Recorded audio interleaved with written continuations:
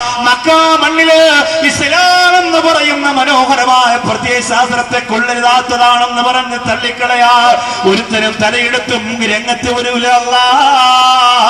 എന്ന് ഉമർ ഇബ്നുൽ ഖത്താബ് റളിയല്ലാഹു അൻഹുവിനെ മനസ്സിൽ നിശ്ചയിച്ചിട്ട് പ്രവാചകർ ചെയ്ത പ്രാർത്ഥനയുണ്ടല്ലോ. ആ പ്രാർത്ഥനയ്ക്ക് ആകാശ ലോകത്തിന്റെ കവാടം തുറന്നുകൊണ്ട് അല്ലാഹു പടച്ച തമ്പുരാ സ്വീകാര്യത കൊടുക്കുകയാണ്.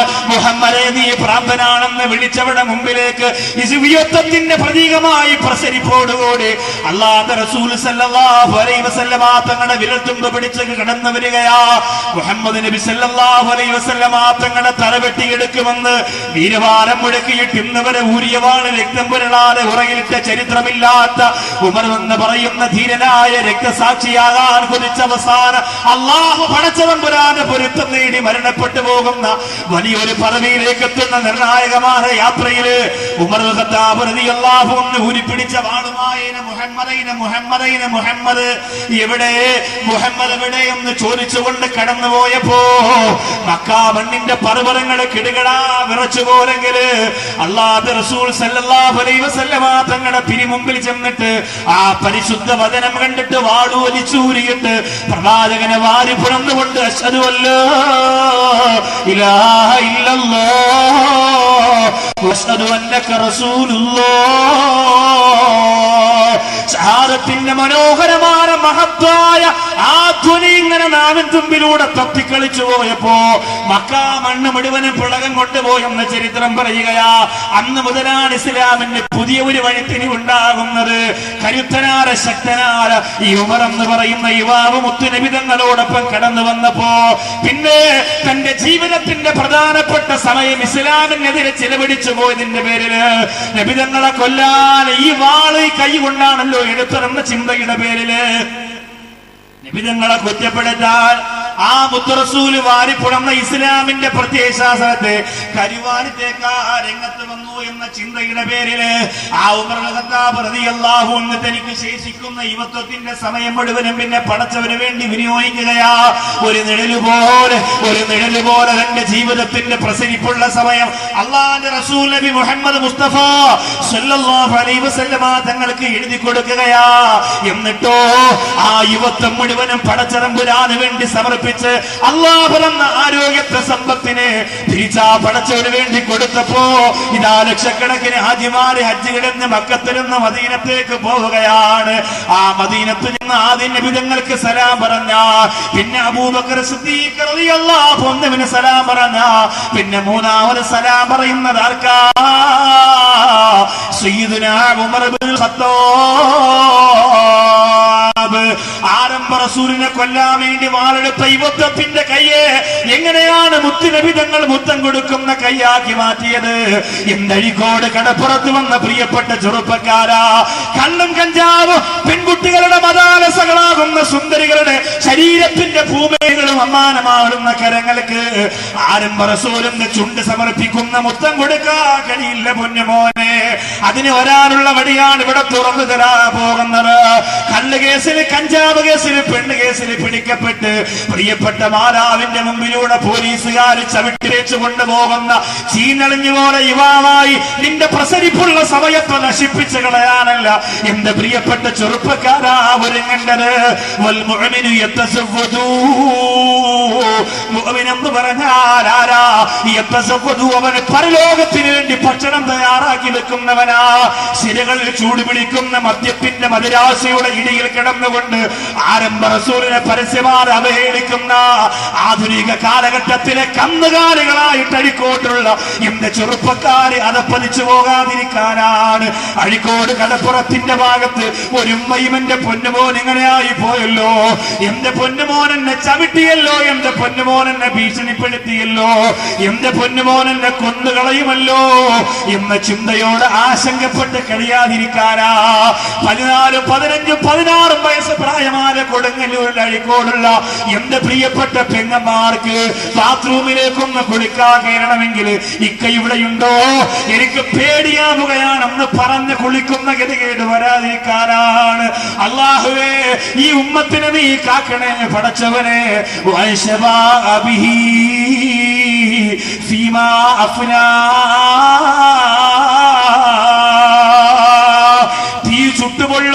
ചെമ്പു പഴുത്ത തറയിൽ നിന്നുകൊണ്ട് പരലോകത്ത് മനുഷ്യരെല്ലാവരെയും ഒരുമിച്ച് കൂട്ടി നിർത്തപ്പെടുമ്പോ അവിടുത്തെ ഏറ്റവും നിർണായകമായ ചോദ്യം എന്തെന്നറിയോ?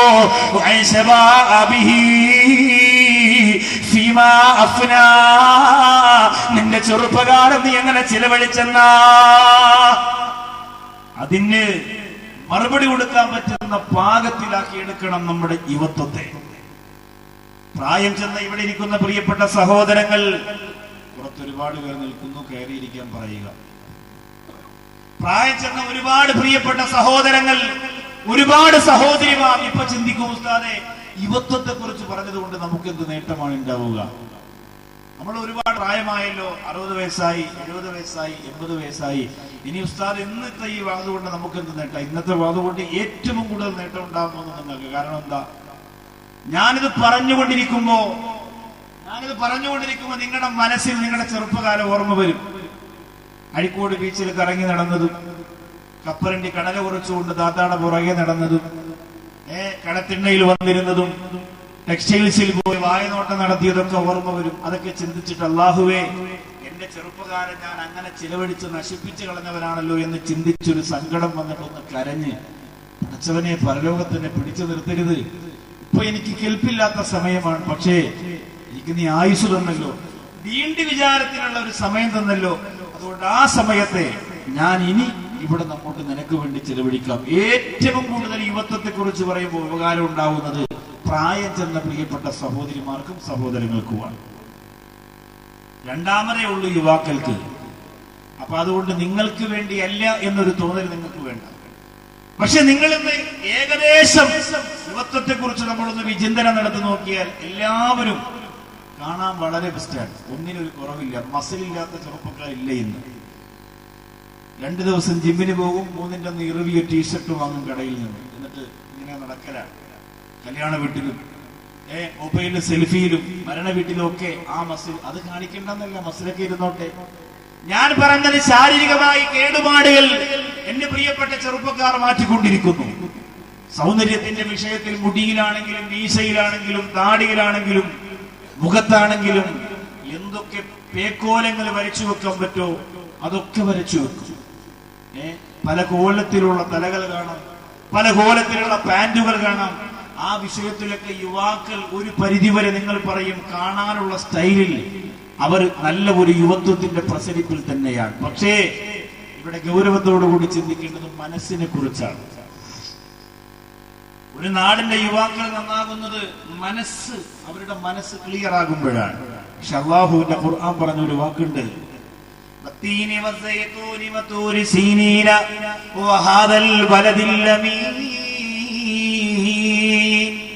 പരിശുദ്ധമായ ചില വസ്തുക്കളെ തൊട്ട് സത്യം ചെയ്തുകൊണ്ട് കരുണക്കടലാര പടച്ചതമ്പുരാൻ പറഞ്ഞു, അല്ലാഹു പടച്ചതമ്പുരാൻ പറഞ്ഞു, ലഖദ് ഖലഖനൽ ഇൻസാന ഫീ അഹ്സനി തഖ്വീം. അല്ലാഹു മനുഷ്യരെ പടച്ചിരിക്കുന്നത് ഏറ്റവും നല്ല രൂപത്തിലാണ്, ഘടനയിലാണ്. സുമ്മ റദദ്നാഹു അസ്ഫല സാഫിലീൻ. പിന്നെ അവരെ നാം അഴുക്കുചാലിന്റെ അടിത്തട്ടിലേക്ക് തള്ളിവിട്ടിരിക്കുകയാണ്. എന്തുകൊണ്ടെന്നറിയോ? ഇല്ലല്ലദീന ആമനൂ വഅമിലുസ് സ്വാലിഹാത്ത്. വിശ്വസിക്കാൻ അവർക്ക് നേരമില്ല, സ്വലാഹിയത്തിന്റെ വഴിയിലൂടെ സഞ്ചരിക്കാൻ അവർക്ക് സമയമില്ല. അവർ ചെയ്യുന്നതെല്ലാ ശരീരത്തിന്റെ വലിപ്പത്തിന് വേണ്ടിയാണ്, മുടിയുടെ കൊഴുപ്പിന് വേണ്ടിയാണ്, മുഖത്തിന്റെ ഭംഗിക്ക് വേണ്ടിയാ. മനസ്സ് നശിച്ചു പോരെ യുവത്വമേ, എത്ര മസിൽ വളർത്തിയാലും പടച്ചതമ്പുരാന്റെ കോടതിയുടെ ചോദ്യത്തിന് മറുപടി പറയാതിരിക്കാൻ നിനക്ക് കഴിയില്ല. എന്റെ അഴിക്കോട് കടപ്പുറത്ത് വന്ന ചെറുപ്പക്കാരാ, ഒരു വീട്ടു വിചാരത്തിന്റെ രാത്രിയായിട്ട് ഈ രാത്രി മാറട്ടെ. പരിശുദ്ധ ഹജ്ജുകളിൽ നിന്നലെ മനോഹരമായ രാത്രിയിൽ മക്കാമണ്ണിൽ നിന്നൊരു പ്രിയപ്പെട്ട ചെറുപ്പക്കാരൻ ഫോണിലൂടെ വിളിച്ച് പൊട്ടിക്കരഞ്ഞിട്ട് പറഞ്ഞു, സാറേ ഞാൻ മക്കയിൽ വന്നിറങ്ങിയതിനു ശേഷം ഇതുവരെ ഫോൺ വിളിച്ചിട്ടില്ല, ഒരു മനുഷ്യനെ പോലും ഫോണിലൂടെ സംസാരിച്ചിട്ടില്ല, എന്റെ ഉമ്മയെ വിളിച്ചില്ല, എന്റെ വാപ്പയെ വിളിച്ചില്ല, എനിക്ക് വിളിക്കാൻ കഴിഞ്ഞില്ല. ഇന്ന് ഞാൻ ഹജ്ജിന്റെ അമലുകൾ പൂർത്തിയാക്കിയിട്ട് ഉസ്താദിനെയാണ് ആദ്യം വിളിക്കുന്നത്. എന്തിനാണ് വിളിച്ചതെന്നറിയോ? ഉസ്താദെ, ഹജ്ജ് കഴിഞ്ഞപ്പോ ഒരു പ്രത്യാശ തോന്നുകയാണ്. പരിശുദ്ധ അറഫ മൈതാനിൽ നിന്ന് പൊട്ടിക്കരഞ്ഞ മനസ്സിന്റെ സുഖമുണ്ടല്ലോ, അടുത്ത വർഷം എനിക്ക് ഇവിടെ വരാൻ കഴിയുമോ? ആരാണ് പറയുന്നത്? ചെറുപ്പക്കാരാ, തമിഴ്നാട്ടിൽ നിന്ന് സാധനങ്ങളുടെ ചരക്കുകൾ കൊണ്ടുവന്ന് കേരളത്തിൽ കൊണ്ടുവന്ന് കച്ചവടം ചെയ്യുന്ന 32 വയസ്സുള്ള ഒരു പ്രിയപ്പെട്ട ചെറുപ്പക്കാരനാണ് പൊട്ടിക്കരഞ്ഞുകൊണ്ട് പറയുന്നതെങ്കിൽ പാലക്കാടുകാരനാണ് ആ ചെറുപ്പക്കാരന്റെ മനസ്സുണ്ടല്ലോ. അഴിക്കോട് കടപ്പുറത്ത് വന്നിരിക്കുന്ന പ്രിയപ്പെട്ട സഹോദര, നിന്നെ പോലെ മനസ്സാണ്, നിന്നെ പോലെ ബുദ്ധിയാണ്, വികാരമാണ്, വിവേകമാണ്. പക്ഷേ ഖുർആൻ പറഞ്ഞു, ഇന്നാ ഹദൈനാഹു സബീല ഇമ്മാ ശാകിറൻ വ ഇമ്മാ കഫൂറാ. ഒന്നുകിൽ നിങ്ങൾ നന്ദിയുള്ളവരാകുക, അല്ലെങ്കിൽ നിങ്ങൾ നന്ദി കെട്ടവരാവുക. നന്ദിയുള്ളവരാകണമെന്ന അതിയാര ആഗ്രഹത്തോടെ തനിക്ക് അല്ലാഹു തന്ന ചെറുപ്പകാലത്ത് പ്രധാനപ്പെട്ട ഹജ്ജിന് വേണ്ടി ചിലവഴിച്ചിട്ട് വിതുമ്പിക്കരഞ്ഞുകൊണ്ട് പറയും, എനിക്കിന് വരാൻ കഴിയുമോ എന്നറിയില്ല.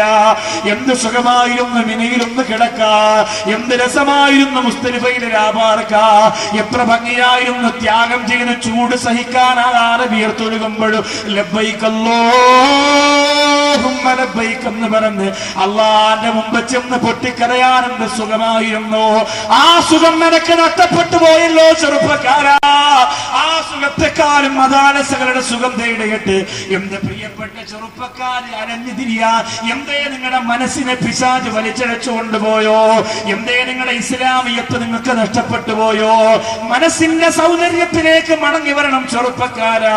അതാണ് മഹാനാര അബൂ ഹുദൈഫ റളിയല്ലാഹു തആല അൻഹു.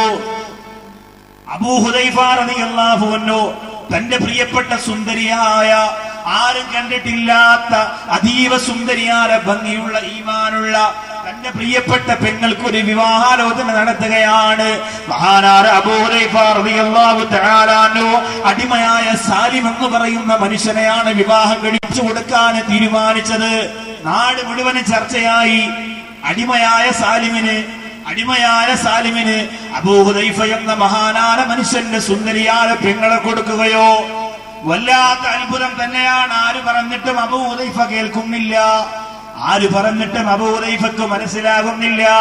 എല്ലാവരും അബൂ ഹുദൈഫയെ കുറ്റപ്പെടുത്തിയിട്ട് പറഞ്ഞു, ഹുദൈഫ, നിന്റെ സുന്ദരിയായ പെങ്ങളെ അടിമയായ സാലിമിന് കൊടുക്കാൻ എങ്ങനെയാണ് നിനക്ക് മനസ്സ് വരിക? സുന്ദരിയായ പെങ്ങളെ അടിമയായ സാലിമിന് കൊടുക്കാൻ എങ്ങനെയാണ് നിനക്ക് മനസ്സ് വരിക? അബൂ ഹുദൈഫ പറയുന്നു, വല്ലാഹി ലഖദ് അൻകഹതുഹു ഇയാ. ആ ബഹുമാനപ്പെട്ടവര് പറയുന്നു, ലിഅന്നി അഅലമു അന്നഹു ഖൈറും മിൻഹാ. ഞാൻ അവൾക്ക്, അബൂ ഹുദൈഫ പറയുകയാണ്, അടിമയായ സാലിമിന് എന്റെ പെങ്ങളെ കൊടുക്കാൻ ഞാൻ ഉറച്ച തീരുമാനത്തിലാണ്. കാരണം എന്റെ പെങ്ങളെക്കാളും ഏറ്റവും നല്ല ഈമാൻ സാലിമിനുണ്ടെന്ന് എനിക്കറിയാം. എന്റെ പെങ്ങളെക്കാളും ഏറ്റവും നല്ല ഈമാൻ എന്റെ സാലിമിനുണ്ടെന്ന് എനിക്കറിയാം. ജനങ്ങൾ ചോദിക്കുന്നു, എങ്ങനെ നിനക്ക് മനസ്സിലായി സാലിമിന് ഈമാനുണ്ടെന്ന്? ആ സാലിമാണ് മിടുക്കരെന്ന് നിനക്ക് എങ്ങനെ മനസ്സിലായി? അബൂ ഹുദൈഫ കരഞ്ഞുകൊണ്ട് പറയുന്നു, നിങ്ങൾ സാലിമിന്റെ ശരീരം നോക്കണ്ട, സാലിമെന്ന ചെറുപ്പക്കാരന്റെ മസിൽ നോക്കണ്ട, സാലിമെന്ന ചെറുപ്പക്കാരന്റെ തലമുടി നോക്കണ്ട, സാലിമെന്ന ചെറുപ്പക്കാരന്റെ മുഖത്ത് ഭംഗി നോക്കണ്ട. അഴിക്കോട് വന്ന പൊന്നുമോളെ, ആ സൗന്ദര്യം നോക്കിയിട്ട് പൊന്നോമന പെമ്മക്കള് എത്രയോ അഴുക്കുചാലിലേക്ക് പറഞ്ഞു വിട്ടവളാണ് ഉമ്മമാരെ നിങ്ങള്. എന്റെ പൊന്നുമോൾക്ക് കടന്നു വരുന്ന ഭർത്താവും മരുമകൻ ഗ്ലാമറുള്ളവളാകണമെന്ന് ചിന്തിച്ചുകൊണ്ട് ഉമ്മമാർ എത്രയോ ചതിക്കുടിയിൽ വീണുപോയി. എന്റെ +1 +2 പഠിക്കുന്ന പ്രിയപ്പെട്ട പെൺകുട്ടികളെ, കടന്നു വരുന്ന ഭർത്താവിന്റെ മനസ്സ് നിറച്ച് സൗന്ദര്യ സങ്കല്പങ്ങളുടെ പറദീസ പണിഞ്ഞു വെച്ചുകൊണ്ട് അവനെ കാത്തിരിക്കുന്ന പ്രിയപ്പെട്ടവളെ, മനസ്സിന്റെ സൗന്ദര്യം കാണാൻ നിനക്ക് എന്നാണ് പൊന്നുമോളെ കഴിയുക? അടിമയായ സാലിമ കറുത്തിരിക്കട്ടെ, അടിമയായ സാലിമിന്റെ മുഖത്തെ ഭംഗി നോക്കണ്ട, അടിമയായ സാലിമിന്റെ തലയുടെ ഭംഗി നോക്കണ്ട. അബൂ ഹുദൈഫ റളിയല്ലാഹു അൻഹു പറയുന്ന, ഞാൻ എന്റെ പെങ്ങൾക്ക് വേണ്ടി ആലോചിച്ച ചെറുപ്പക്കാരനുണ്ടല്ലോ, ആ യുവാവുണ്ടല്ലോ, ആ യുവാവിനെ കുറിച്ച് അല്ലാഹുവിന്റെ റസൂൽ നബി മുഹമ്മദ് മുസ്തഫ, ആ യുവാവിനെ കുറിച്ച് അല്ലാഹുവിന്റെ റസൂൽ നബി മുഹമ്മദ് മുസ്തഫ സല്ലല്ലാഹു അലൈഹി വസല്ലമ തങ്ങൾ പറഞ്ഞതെന്തെന്നറിയോ? മൻ അറാദ അൻ യൻദുറ ഇലാ റജുലിൻ യുഹിബ്ബുല്ലാഹ ബികുല്ലി ഖൽബിഹി ഫൽയൻദുർ ഇലാ സാലിമി. അള്ളാന്റെ റസൂല് പറഞ്ഞ് ഹൃദയം നിറച്ച് പടച്ചവനെ സ്നേഹിക്കുന്ന ഒരു ചെറുപ്പക്കാരനെ കാണിച്ചു തരട്ടെയോ? കൊതിച്ചു പോണ മഴിക്കോടുള്ള ചെറുപ്പക്കാരാ, കൊതിച്ചു പോണ മഴിക്കോടുള്ള ചെറുപ്പക്കാരാ, അള്ളാന്റെ റസൂലിന്റെ പരിശുദ്ധ നാവ് കൊണ്ട് പറയുകയാണ്, കാണാ ഭംഗിയില്ലാത്ത സാലിം എന്ന അടിമയായ മനുഷ്യനെ കുറിച്ചാണ് നബി തങ്ങൾ പറഞ്ഞത്.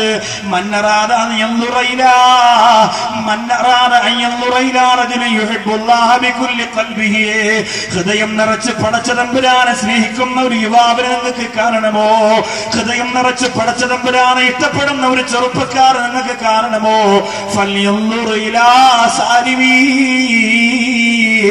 നിങ്ങൾ ഈ സാലിമിലേക്ക് നോക്കിക്കോ എന്ന് നബി മുഹമ്മദ് മുസ്തഫ. ആ മുത്തുനബി തങ്ങൾ പറഞ്ഞ വാക്കല്ലാതെ ഈ സാലിമിനെ കുറിച്ച് പറയാൻ എന്നിൽ വേറെ വാക്കുകളില്ല എന്ന് പറഞ്ഞുകൊണ്ട് അബൂ ഹുറൈറ റളിയല്ലാഹു തആല അൻഹു സാലിമിനെ തന്റെ പെങ്ങൾക്ക് നിക്കാഹ് കഴിപ്പിച്ചു കൊടുക്കുകയാണ്. പൊന്നാര പെങ്ങളെ സാലിമിന്റെ കയ്യിൽ കൊടുത്തിട്ട് പൊന്നുമോള് പൊന്നാര പെങ്ങളുടെ മുഖത്ത് നോക്കിയിട്ട് പറയുകയാണ്, ഈ ലോകത്ത് നിന്ന് ജീവിച്ചിരിക്കുന്നവരിൽ ഏറ്റവും നല്ല ഒരു യുവാവിനെയാണ് പൊന്നാര പെങ്ങളെ നിനക്ക് ഞാൻ ഭർത്താവായി തന്നിരിക്കുന്നതെന്ന് പറയാ ഒരു ചെറുപ്പക്കാരനെ കഴിഞ്ഞു പോയെങ്കിൽ കൊതി വേണം ചെറുപ്പക്കാരാ. ആ മനസ്സ് നബി തങ്ങൾക്ക് കാണാൻ കഴിഞ്ഞല്ലോ. അതുകൊണ്ടാണ് വേണ്ട നബിയേ, കഅബാലയത്തിന്റെ മുകളിൽ ഞാൻ കേറൂല നബിയേ എന്ന് പറഞ്ഞ ബിലാൽ റളിയല്ലാഹു അൻഹു കരഞ്ഞ രംഗമുണ്ടല്ലോ. ഇന്ന അവ്വല ബൈത്തിൻ വുദിഅ ലിന്നാസി ലല്ലദീ ബിബക്ക. അല്ലാഹുവിന്റെ പരിശുദ്ധ ഭവനമുണ്ടല്ലോ, ജനങ്ങൾക്ക് വേണ്ടി ആദ്യമായി നിർമ്മിച്ച മനോഹരമായ കഅബയുണ്ടല്ലോ. ആ കഅബാലയത്തിന്റെ മുകൾ ഭാഗത്തേക്ക് ആരംഭ റസൂൽ തന്റെ പ്രപഞ്ചം തോറ്റുപോകുന്ന സൗന്ദര്യത്തിന്റെ പ്രക്കരം കൊണ്ട് ബിലാൽ റളിയല്ലാഹു അൻഹു എന്ന കറുത്ത് കരുവാളിച്ചിരിക്കുന്ന യുവാവിന്റെ കൈ പിടിക്കുമ്പോ ആ ബിലാൽ റളിയല്ലാഹു അൻഹു കരഞ്ഞുകൊണ്ട് പറഞ്ഞു, വേണ്ട നബിയേ, ഈ കഅബയുടെ മുകളിൽ എന്റെ കറുത്ത കാലുകൊണ്ട് ഞാൻ ചവിട്ടി കയറുകയോ ഇല്ല നബിയേ. അല്ലാഹുവിന്റെ റസൂൽ പറഞ്ഞു, ഇർകഅ ബിലാൽ ഹാദിഹിൽ കഅബത്തുൽ ഉലിയാ. കാരണം ബിലാലേ, ഈ കഅബാലയത്തിന്റെ മുകൾ ഭാഗത്ത് കയറി ബാങ്ക് വിളിക്കണമെന്ന് പറയുമ്പോ ഒരു പുരുഷാരത്തിന്റെ സൗന്ദര്യ സങ്കല്പങ്ങളെ മുഴുവനും തകർത്തിട്ട് അള്ളാഹു നോക്കുന്ന ഹൃദയമാണ് ചെറുപ്പക്കാരാ. ആദ്യമായി നീ ലിഫ്റ്റിക്ക് വരട്ടേണ്ടത്, ആദ്യമായി മസിൽ വരുത്തേണ്ടത്, ആദ്യമായി ഭംഗിയാക്കേണ്ടതെന്ന് ലോകത്ത് പഠിപ്പിച്ച നൂറേ നബി മുഹമ്മദ് മുസ്തഫ സല്ലല്ലാഹു അലൈഹി വസല്ലം. ആദ്യമായി ഭംഗി വരുത്തേണ്ടതും വൃത്തിയാക്കേണ്ടതും സൗന്ദര്യമുണ്ടാക്കേണ്ടതും നമ്മുടെ ഖൽബിനാണ്. അങ്ങനെ ആക്കിയില്ലെങ്കിൽ അല്ലാഹു റബ്ബുൽ ഇസ്സത്ത് ഖുർആനിലൂടെ പറഞ്ഞ അസ്ഫല സാഫിലിനായി പോകും. അല്ലാഹു കാത്തിരക്ഷിക്കട്ടെ. പ്രിയമുള്ളവരെ, നമ്മുടെ ജീവിതം ഒരു 5 ഘട്ടത്തിലൂടെയാണ് കടന്നു പോവുക. 5 ഘട്ടം എന്ന് പറഞ്ഞാൽ ബാല്യം, കൗമാരം, യൗവന, യുവത്വം അങ്ങനെ പറഞ്ഞു തീർക്കാനല്ല ഞാൻ ആഗ്രഹിക്കുന്നതും. മറിച്ച് അല്ലാഹുവിന്റെ ഖുർആൻ 5 ഭാഷയിലാണ് ഒരു മനുഷ്യന്റെ ജീവിതത്തിനോട് സംവദിച്ചിട്ടുള്ളത്. അവന്റെ ജീവിത രീതിയെ 5 ഘട്ടങ്ങളിലായി ഖുർആൻ തന്നെ ഓരോ ആയത്തുകളിലൂടെ, ഓരോ ഭാഗങ്ങളിലൂടെ, ഓരോ ചരിത്രങ്ങളിലൂടെ നമുക്ക് വരച്ച് കാണിച്ചു തരികയാണ്. പുറത്ത് നിൽക്കുന്നവർ കയറിയിരിക്കണമെന്ന് സംഘാടകർ പറഞ്ഞു. ഞാൻ പറയൂല, കാരണം അത് നിങ്ങളോട് ഞാൻ ചെയ്യുന്ന അക്രമമില്ല. എന്റെ വാദ കേൾക്കാൻ ആഗ്രഹിക്കുന്നവരും ഇഷ്ടപ്പെടുന്നവരും കയറിയിരിക്കുള്ളൂ. നിങ്ങളോട് കയറിയിരിക്കൂ. ഗാനവളക്കാർ പറഞ്ഞ പോലെ 2 കൈ കൂട്ടിമുട്ടുമ്പോഴുണ്ടാവുന്ന ശബ്ദമാണ് നമ്മുടെ ആവേശം. അതെനിക്ക് പറയാൻ പറ്റും. നിങ്ങളുടെ മൂടി കസേര കൊണ്ടിരുത്തുന്നതല്ല എന്റെ ആവേശം, എന്റെ ഉത്തരവാദിത്തമാണിത്. അത് ഞാൻ പറയും. നിങ്ങളുടെ ഉത്തരവാദിത്തം അവിടെ നിൽക്കലാണെങ്കിൽ അവിടെ നിൽക്കുക, കയറിയിരിക്കലാണെങ്കിൽ ഇരിക്കാം, എഴുന്നേറ്റ് പോകലാണെങ്കിൽ പോവാം. അതിലൊന്നും ഞാൻ ആളല്ല. പക്ഷെ നമുക്ക് അള്ളാഹു തന്ന ഈ സമയം, ഈ സന്ദർഭം, ഈ സൗകര്യം, ഇതിനെ കുറിച്ചൊക്കെ പഠിച്ചതിന്റെ ലോകത്തൊരു ചോദ്യം ഉണ്ടാവും.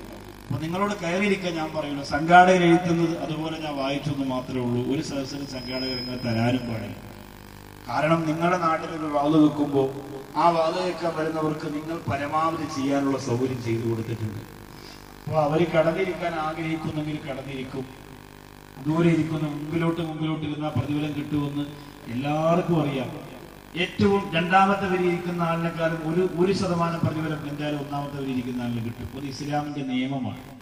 അപ്പോ മൂന്നാമത്തെ വരി ഇരിക്കുന്ന ആളിനെക്കാളും പ്രതിഫലം രണ്ടാമത്തെ വരി ഇരിക്കുന്ന ആളിന് കിട്ടും. അത് പള്ളിയിലാണെങ്കിലും വാദിന്റെ മജ്‌ലിസിലാണെങ്കിലും ദീനിന്റെ ചർച്ചകൾ എവിടെയാണെങ്കിലും ഒന്നാമത്തെ വരിയിലുള്ള ആളിന്റെ പ്രതിഫലം രണ്ടാമത്തെ വരി ഇരിക്കുന്ന ആളിന് കിട്ടൂല, ഒരിക്കലും കിട്ടൂല. അപ്പൊ അതുകൊണ്ട് ഏറ്റവും പുറകിൽ ഇരുന്നാൽ മതി എനിക്ക്, അല്ലെങ്കിൽ എനിക്ക് ഇത്ര പ്രതിഫലം മതി, ഞാൻ പുറകിൽ നിന്നോളാം, അത് മതി എന്നൊക്കെ ചിന്തിക്കുന്നവർക്ക് എന്ത് വേണമാവാം. പ്രതിഫലത്തിന്റെ മഹത്വവും നന്മയും അറിയുന്നത് നമ്മൾ മരിക്കുമ്പോഴാണ്. ഇപ്പൊ നമുക്കതിനെ കുറിച്ച് പറയാൻ കഴിയൂല.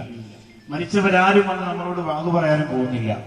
നാളെ പരലോകത്തൊരു സുബ്ഹാനല്ലാഹയുടെ കൂലി കിട്ടുമ്പോ, നന്മയുടെ ത്രാസിൽ ഒരു മജ്‌ലിസിൽ ഇരുന്നതിന്റെ പുണ്യം കിട്ടുമ്പോൾ നമ്മൾ മനസ്സുകൊണ്ട് ആഗ്രഹിക്കും, അല്ലാഹുവേ അന്ന് ഒരു സ്റ്റെപ്പ് കൂടി മുമ്പോട്ട് കയറിയിരുന്നെങ്കിൽ കുറച്ചുകൂടി കിട്ടിയേനെ. പക്ഷെ എന്റെ അന്നത്തെ സ്വാർത്ഥതയും അന്നത്തെ എന്റെ അഹംഭാവവും അന്നത്തെ എന്റെ മനസ്സിലുണ്ടായിരുന്ന അഹങ്കാരവും ധിക്കാരവും കൊണ്ട്, ഞാൻ ഇത്തിരി പണമുള്ള ആളല്ലേ, ഇച്ചിരി ഗമയുള്ള ആളല്ലേ, ഞാൻ ഇരുന്ന കസേരയിൽ നിന്ന് മുമ്പിലോട്ട് മാറിയിരിക്കാൻ മാത്രം വലുതായ ഒരു നൗഷാദ് വാക്കവി, അല്ലെങ്കിൽ അത്രയും വലുതായ ഇവിടുത്തെ സംഘാടകൻ എന്നൊരു തോന്നൽ അന്ന് ഒരു അഹങ്കാരത്തോടെ കൽവിൽ തോന്നിയത് കൊണ്ടാണ് പടച്ചവൻ എനിക്ക് എഴുതി മുമ്പിലോട്ട് വരാൻ പറ്റാത്തത്, അല്ലെങ്കിൽ കയറി ഒന്നിരിക്കാൻ പറ്റാത്തത് എന്ന ഒരു തോന്നൽ അവിടെ വന്നാൽ അവിടെ പിന്നെ നിരാശപ്പെട്ടൊരു കാര്യമില്ല.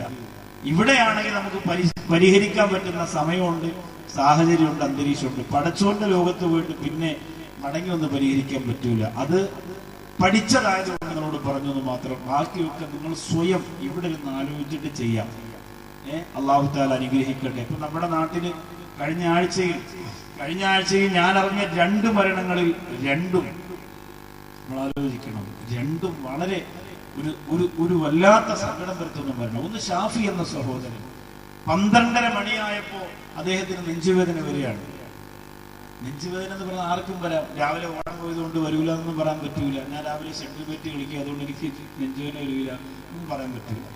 അതൊക്കെ നമ്മളൊരു പരിധി വരെ നമ്മുടെ ശരീരത്തിന് ഒരു സഹായമാകട്ടെ എന്ന് പറഞ്ഞ് ചെയ്യുന്നു എന്ന് മാത്രമേ ഉള്ളൂ. ഡോക്ടർമാർ പറയാം അങ്ങനെ ചെയ്ത അറ്റാക്ക് വരില്ല എന്നൊക്കെ പറയും. അവർക്ക് ഇങ്ങനെ പറയാമല്ലോ, ശരീരശാസ്ത്രം പഠിച്ചവരാ. പക്ഷേ ആ ശാസ്ത്രവും ആ ശരീരവും ഒക്കെ പഠിച്ചത് അല്ലാഹുവാണ്. നെഞ്ചുവേദന വന്നിട്ട് ആംബുലൻസിനകത്തേക്ക് കയറ്റിയപ്പോ വർഷങ്ങളോളം പിണങ്ങിയിരുന്ന പ്രിയപ്പെട്ട പൊന്നാര അനുജൻ, ആ പൊന്നാര അനുജൻ കഴിഞ്ഞ കുറച്ച് നാളുകളായിട്ടാണ് അദ്ദേഹവുമായി ഇണങ്ങിച്ചേർന്നത്. ആ അനുജൻ വന്നു വാഹനത്തിനകത്ത് കയറ്റി കൊണ്ടുപോവാൻ. ആംബുലൻസിനകത്ത് പ്രിയപ്പെട്ട ഇക്കാന്റെ തല മടിയിൽ വെച്ചിട്ട് ആ സഹോദരൻ കരയുമ്പോ ഇക്ക പെട്ടെന്ന് പറയാൻ മെഡിക്കൽ കോളേജിലേക്ക്. ഞാനിത് വ്യക്തമായി പറയുന്നത്, അദ്ദേഹത്തിന്റെ ഏറ്റവും ഇളയ അനുജൻ അന്ന് എന്റെ വീട്ടിലുണ്ടായിരുന്നു. രാത്രി ഈ ഫോൺ വരുമ്പോഴും സംസാരിക്കുമ്പോഴും ഒക്കെ ഞാൻ കൂടെ ഉണ്ടായിരുന്നു. അതുകൊണ്ടാണ് ഇത്ര വ്യക്തമായിട്ട് എനിക്കത് അറിയാൻ കഴിഞ്ഞത്. സാധുക്കളാണ്, സാധുക്കളാണ്.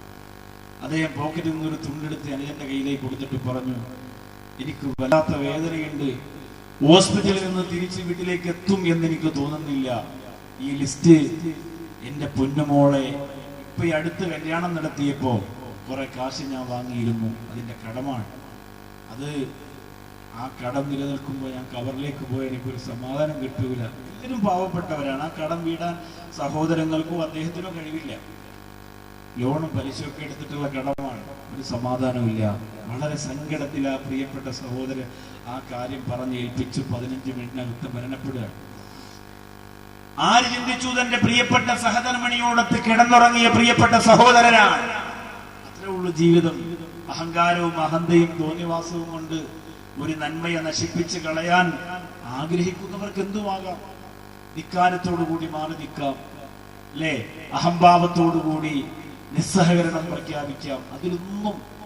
അതിലൊന്നും നമുക്ക് ഒന്നും ചെയ്യാൻ കഴിയില്ല. അവരുടെ സാഹചര്യം അതാണ്. പക്ഷെ നമ്മൾ സ്വയം മനസ്സിലാക്കി എപ്പോഴും മരിക്കേണ്ടവരാണ്. മാറ്റം നമുക്ക് അനിവാര്യമാണ്. നമ്മൾ വിനയമുള്ളവരാകണം, അച്ചടക്കമുള്ളവരാകണം, അദബുള്ളവരാകണം. അങ്ങനെ ഒരു തോന്നൽ ഉണ്ടാകുമ്പോഴാണ് നമുക്ക് അവിടെ ഖൈറും നന്മയും ഉണ്ടാവുന്നത്. അള്ളാഹു അത്തരക്കാരുടെ കൂട്ടത്തിൽ നമ്മെ എല്ലാവരെയും അള്ളാഹു ഉൾപ്പെടുത്തി അനുഗ്രഹിക്കുമാറാകട്ടെ. രണ്ടാമത്തെ മരണം കാരന്തൂര് ബാവ എന്ന് പറയുന്ന ദീനീ പ്രവർത്തകനായ സഹോദരൻ. എന്തൊരു സ്നേഹമായിരുന്നു ആലിമീങ്ങളോട്, സയ്യിദന്മാരോട്. അതുകൊണ്ട് എൻ്റെ ബഹുമാനപ്പെട്ട പാണക്കാട് തങ്ങൾ മയ്യിത്ത് നമസ്കാരത്തിന് നേതൃത്വം കൊടുത്തു. ഒരുപാട് ആലിമീങ്ങൾ മയ്യിത്ത് നമസ്കാരത്തിനുണ്ടായിരുന്നു. ഞാൻ അതിനുവേണ്ടി മാത്രം തിരുവനന്തപുരത്തിൽ നിന്ന് കോഴിക്കോട് അദ്ദേഹത്തിന്റെ വീട്ടിലേക്ക് പോയി ദുആ ചെയ്തു. ഞാൻ ദുആ ചെയ്ത് ഇറങ്ങുമ്പോൾ റഹ്മത്തുള്ളാഹി ഖാസിമി വരുന്നു.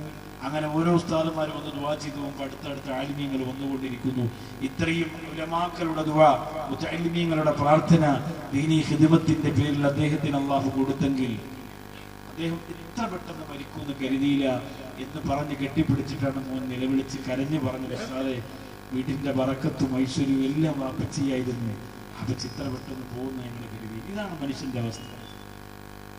ഇത്രേ ഉള്ളൂ മനുഷ്യന്റെ അവസ്ഥ. നമുക്ക് ആർക്കൊന്നും ചെയ്യിക്കാൻ കഴിയില്ല. മദ്രസയിലേക്ക് ഖുർആനും നെഞ്ചത്ത് വെച്ച് കൊണ്ടുപോയ എന്റെ പ്രിയപ്പെട്ട പൊന്നുമോൻ മടങ്ങി വന്നില്ല. അള്ളാഹുവിന്റെ തീരുമാനമാണ്.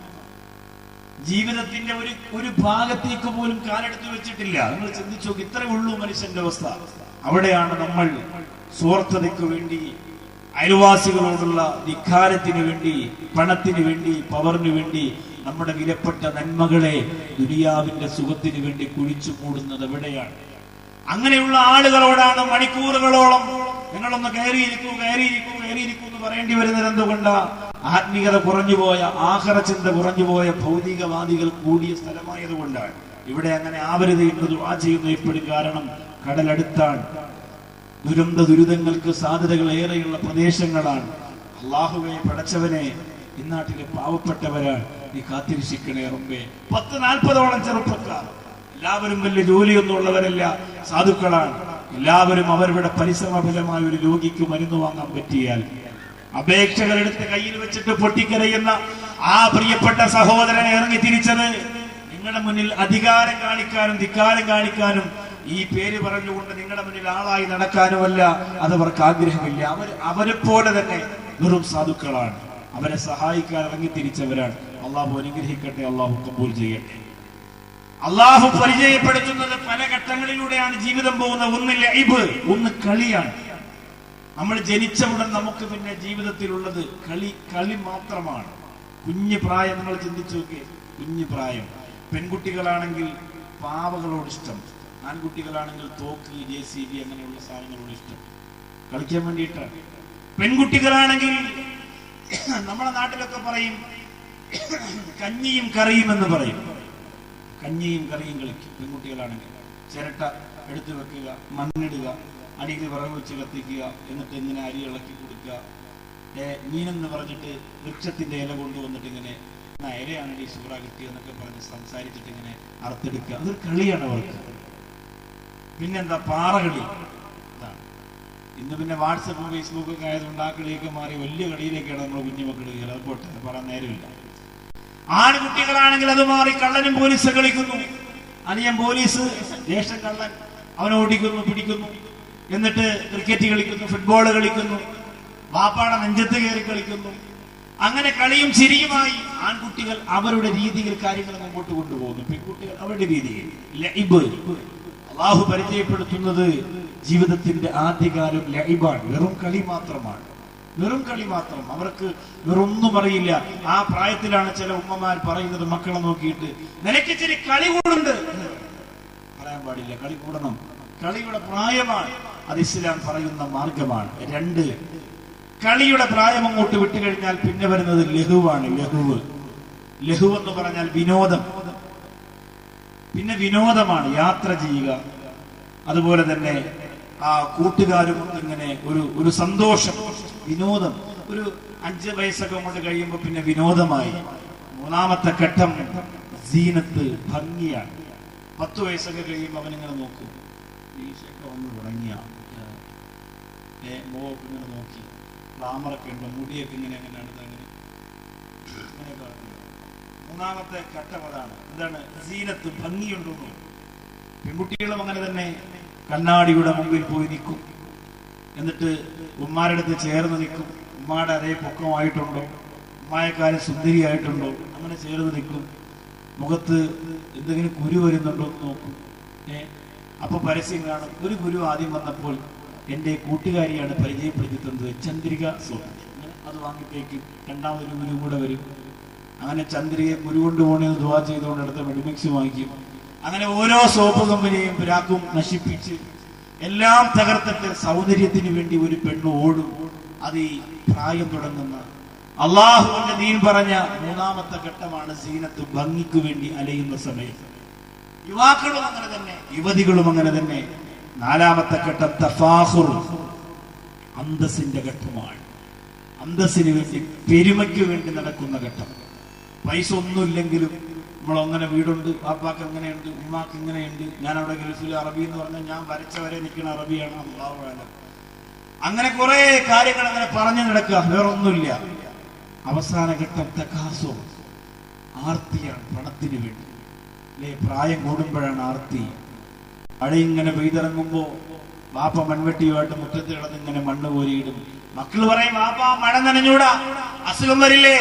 വാപ്പ പറയും, മോനെ മണ്ണ് ഒഴിച്ച് അപ്പുറത്ത് പുരയിടത്ത് പോവാണ്, ഈ ഒരു പിടി മണ്ണ് അപ്പുറത്ത് പോയതുകൊണ്ട് വാപ്പാക്ക് ഒരു നഷ്ടം വരാൻ പോണില്ല. എന്നാലും മണ്ണിനോടുള്ള പണത്തിനോടുള്ള വാപ്പാന്റെ ആർത്തിയാണ്. ഈ അഞ്ച് ഘട്ടം നമ്മുടെ മുമ്പിലേക്ക് കടന്നു വരുമ്പോൾ അതിനെ നിലയ്ക്ക് നിർത്താൻ കഴിയുന്നവരാണ് വിശ്വാസികൾ. അതിനെ നിലയ്ക്ക് നിർത്താൻ കഴിയുന്നവരാണ് വിശ്വാസികൾ. അതിനെ നിലയ്ക്ക് നിർത്താൻ കഴിയാത്തവരാണ് അസ്ഫല സാഫിലീ. അതിനെ നിലയ്ക്ക് നിർത്തുമ്പോഴാണ് അല്ലാഹുവിന്റെ കോടതിയിൽ നമ്മുടെ ചലനമുണ്ടാവുക, അല്ലാഹുവിന്റെ സിംഹാസനത്തിൽ നമുക്ക് സ്ഥാനമുണ്ടാവുക, അല്ലാഹുവിന്റെ മാലാഖമാരുടെ നന്മയുടെ ത്രാസില്, നന്മയുടെ ഏടിൽ നമ്മുടെ പേരുണ്ടാവുക, അടയാളമുണ്ടാവുക. എന്ന് പ്രിയപ്പെട്ട അഴിക്കോട് വന്ന ചെറുപ്പക്കാരാ, കളിയും വിനോദത്തിന്റെയും പ്രായം അങ്ങോട്ട് പോകട്ടെ. സീനത്തിന്റെ പ്രാരം കടന്നു വരുമ്പോ, അന്തസ്സിന്റെ പ്രാരം കടന്നു വരുമ്പോ, ആർത്തിയുടെ പ്രാരം കടന്നു വരുമ്പോ അതിനെ ഈമാൻ കൊണ്ട് കടിഞ്ഞാനിടാൻ കഴിഞ്ഞാൽ ഇല്ലല്ലദീന ആമനൂ വഅമിലുസ് സ്വാലിഹാത്ത്, വിശ്വാസികളും അതുപോലെ തന്നെ സ്വാലിഹായ പ്രവർത്തനങ്ങൾ ചെയ്യുന്നവരുമായി എന്ന് പ്രിയപ്പെട്ട ചെറുപ്പക്കാരാ, നീ എന്ന് മാറിപ്പോയാൽ ആ പവറിലൂടെ, ഈമാനിലൂടെ, തഖ്വയിലൂടെ അൽഹംദുലില്ലാഹ് ആ യുവത്വത്തിന്റെ പ്രസരിപ്പിനെ അല്ലാഹു പടച്ച തമ്പുരാന് വേണ്ടി മാറ്റിവെക്കാ എന്ന് പ്രിയപ്പെട്ട ചെറുപ്പക്കാരാ, നിനക്ക് കഴിയുന്നതാണ്. അങ്ങനെ ചിലവഴിക്കുമ്പോഴാണ് പടച്ചവൻ ചോദിക്കുന്നത്, എങ്ങനാണ് നിനക്ക് അല്ലാഹു തന്ന യുവത്വത്തെ ചിലവഴിച്ചതെന്ന് ചോദിക്കുമ്പോ നെഞ്ചു വിരിച്ച് മറുപടി കൊടുക്കാൻ പറ്റും. പടച്ചവനെ, ഇന്ന് സീനത്തിന്റെ പ്രായമായപ്പോ സൗന്ദര്യത്തെ കാത്തു സൂക്ഷിക്കാൻ വേണ്ടിയിട്ട് റമദാനിന്റെ നോമ്പിനെ നശിപ്പിച്ചവനല്ല അല്ലാഹ്, ഇബാദത്ത് മുടക്കിയവനല്ല പടച്ചവനെ, കന്നുകാലികളെ പോലെ കണ്ടുകൊടുച്ച് പെണ്ണുപിടിച്ച് നടന്നവനല്ല. ഇന്നല്ലാഹ യുഹിബ്ബു ശബാബല്ലദീ യഫ്നാ ശബാബഹു ഫീ തുഅത്തില്ലാഹ്. അല്ലാഹു ഏറ്റവും അധികം ഇഷ്ടപ്പെടുന്ന യുവത്വമേതെന്നറിയോ? അല്ലാഹു ഏറ്റവും അധികം ഇഷ്ടപ്പെടുന്ന യുവാവാരെന്നറിയോ? യഫ്നാ ശബാബഹു, അവന്റെ ചെറുപ്പകാലത്തെ അവൻ നശിപ്പിച്ചിരിക്കുന്നു, ചെലവഴിച്ചിരിക്കുന്നു. ഫീ തുഅത്തില്ലാഹ്, അല്ലാഹുവിനെ ഇബാദത്ത് ചെയ്യാൻ വേണ്ടി ചെലവഴിച്ചിരിക്കുകയാണ്. തൻ പ്രായപൂർത്തിയായ സമയം മുതൽ യുവത്വത്തിന്റെ പ്രസരിപ്പ് നഷ്ടപ്പെടുന്നത് വരെ അല്ലാഹു പടച്ച തമ്പുരാനുള്ള ബാധ്യത ഒഴിവാക്കിയിട്ടില്ല. ഉമറുൽ ഖത്താബ് റളിയല്ലാഹു അൻഹു തന്റെ തിളക്കമായ 27ാമത്തെ വയസ്സ് വരെയുള്ള 27ാമത്തെ വയസ്സിന്റെ സമയമാണ് ഏറ്റവും അധികം അല്ലാഹുവിന് വേണ്ടി കൊടുത്തത്. ബഹുമാനപ്പെട്ട അബൂബക്കർ സിദ്ദീഖ് റളിയല്ലാഹു അൻഹു തന്റെ 37ാമത്തെ പ്രായമാണ് ഏറ്റവും അധികം അല്ലാഹുവിന് വേണ്ടി ചിലവഴിച്ച ശരീരത്തിന്റെ ഭാഗം മാറ്റിയത്. ബഹുമാനപ്പെട്ട ഉസ്മാൻ ഇബ്നു അഫ്ഫാൻ റളിയല്ലാഹു അൻഹു 34ാമത്തെ വയസ്സാണ് അല്ലാഹുവിന് ഏറ്റവും ഇഷ്ടപ്പെട്ട പ്രവർത്തനത്തിന് വേണ്ടി മാറ്റിവെച്ചത്. മഹാനായ അലിയാർ തങ്ങൾ അറിയോ, ഇന്നിവിടെ പ്രകാശനം നടത്താൻ പോകുന്നുണ്ട് പ്രവാചകന്റെ കാവൽക്കാരൻ എന്ന പേരുള്ള അലി റളിയല്ലാഹു അൻഹുവിന്റെ ചരിത്രം. എന്റെ പ്രിയപ്പെട്ടവരെ, തൊട്ടാ പൊള്ളുന്ന ചരിത്രമാണ്, പറഞ്ഞാ തിളയ്ക്കുന്ന ചരിത്രമാണ്, കേട്ടാൽ മനസ്സുവല്ലാതെ ഉശിരായി പോകുന്ന ചരിത്രമാണ്. ആ ധീരനായ വിജുകേശുവാന വില്ലാളി ധീരനായ അലി ഇബ്നു അബീ ത്വാലിബ് റളിയല്ലാഹു അൻഹു അല്ലാഹുവിന്റെ ദീനിന് വേണ്ടിയിട്ട് ഏറ്റവും പ്രസിദ്ധിപ്പുള്ള സമയം മുഴുവൻ കൊടുത്തവനാണ്. അതിൽ ചരിത്രം പറയുന്നത് 10 വയസ്സിന്റെ പ്രായത്തെ കുറിച്ചാണ്. മാങ്ങ പറിക്കാൻ പോലും അറിയാത്ത നമ്മുടെ മക്കളുടെ 10 വയസ്സിന്റെ പ്രായം അല്ലാഹുവിന്റെ മാർഗത്തിന് വേണ്ടി മാറ്റിവെക്കാൻ മഹാനായ അലി റളിയല്ലാഹു അൻഹു സമയം ചെലവഴിച്ചപ്പോ, മഹാനായ ത്വൽഹാ റളിയല്ലാഹു അൻഹു സമയം ചെലവഴിച്ചത് 16ാമത്തെ വയസ്സിലാ. അഴിക്കോട് വന്നിരിക്കുന്ന ചെറുപ്പക്കാരാ, അല്ലാഹു നിനക്ക് തന്ന പ്രായത്തിന്റെ കണക്കൊന്ന് നോക്കുമോനെ. ആദ്യമായി സിനിമയ്ക്ക് പോയ പ്രായം എത്രയാ? ആദ്യമായി സിഗരറ്റ് വലിച്ച പ്രായം എത്രയാ? ആദ്യമായി വ്യഭിചാരം നടത്തിയ പ്രായം എത്രയാ? ആദ്യമായി കള്ളു കുടിച്ച തിരുവോണത്തിന്റെ ഉത്രാ ഉത്രാടത്തിന്റെ അവിട്ടം തിരുനാളിന്റെ പ്രാരം എത്രയാ? ആദ്യമായി ലോകത്ത് നാനാഭാഗത്ത് കറങ്ങി നടന്ന ഹറാമിയത്തോട് ചെയ്ത നിന്റെ ജീവിതത്തിന്റെ പ്രസരിപ്പുള്ള സമയത്തിന്റെ പ്രാരം എത്രയാ?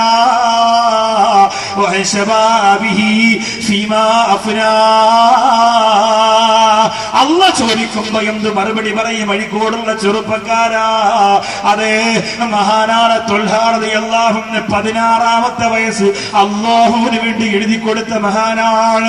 മഹാനായ സുബൈർ റളിയല്ലാഹു അൻഹു 16-ാമത്തെ വയസ്സ് അല്ലാഹുവിന് വേണ്ടി ഏറ്റവും അധികം ത്യാഗത്തോടുകൂടി കൊടുത്ത മഹാനാണ്. 15-16 വയസ്സായ മക്കള് വീട്ടിന്റെ അകത്ത് കഞ്ചാവടിച്ച് ബോധമില്ലാതെ കടങ്ങി വരുമ്പോ ഉത്തരവാദിത്വം നഷ്ടപ്പെട്ടു പോയ ഉമ്മ